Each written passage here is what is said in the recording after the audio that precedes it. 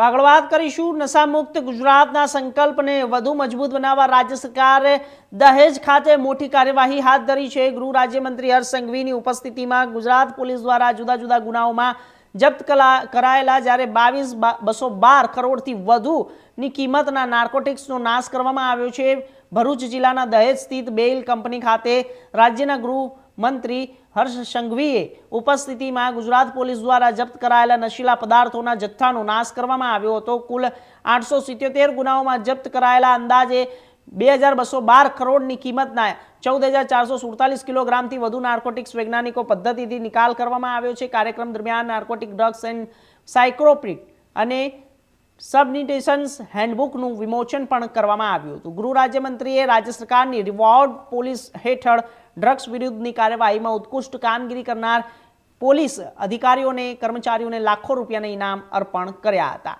આ ઉપરાંત drugs network સામે વધુ અસરકારક કાર્યવાહી માટે વિવિધ પગલાંની જાહેરાત કરી હતી। હર્ષ સંઘવીએ જણાવ્યું કે મેન્ટર પ્રોજેક્ટ હેઠળ જમીન પર છૂટેલા નાર્કોટિક્સ અને આરોપીઓ પર પોલીસ સતત નજર રાખી રહી છે।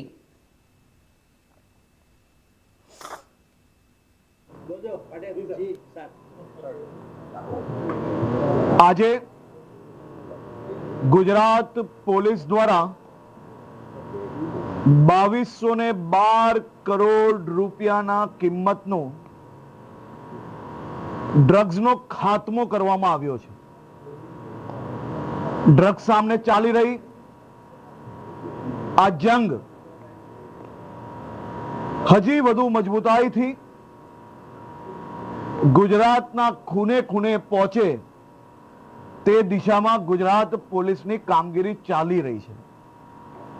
ગત ઓક્ટોબર માસમાં આ જ સ્થળથી 2000 કરોડથી વધારે કિંમતનું ડ્રગ્સનો ખાત્મો બોલાવવામાં આવ્યો હતો અને આજે 2212 કરોડ રૂપિયાની કિંમતનો ડ્રગ્સનો ખાત્મો બોલાવ્યો છે।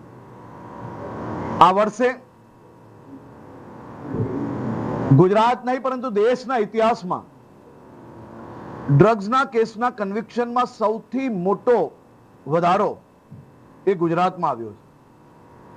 ગુનેગાર પકડાઈ જાય, વર્ષો તક કેસ ચાલે, છુટકારો મળી જાય ક્યાંક ને ક્યાંક છટકબારી શોધીને, પરંતુ છેલ્લા 5 વર્ષથી જે પ્રકારે એક પછી એક મહત્વના બદલાવના કારણે આ વર્ષે આશરે 65% જેટલા ગુનેગારોને સજા સંભળાવવામાં સફળતા પ્રાપ્ત થઈ છે।